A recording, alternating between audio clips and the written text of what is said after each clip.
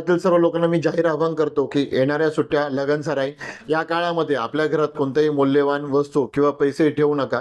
तसेच आपण घराच्या बाहेर जाताना आपल्या आजूबाजूचे जे आहेत त्यांना कळवा. तसेच कोणाला जास्तच गरज पडल्यास, रात्री अनोळखी व्यक्ती दिसल्यास 112ला कॉल करा. त्याच्यानंतर आपल्या घरातील जे कुलूप आहे ते चांगल्या प्रकारचं वापरायचा प्रयत्न करा. आपण घर फार मोठे असताना लॉक एकदम छोटे लावतात, ते चांगल्या प्रकारचे लॉक लावण्याचा प्रयत्न करा.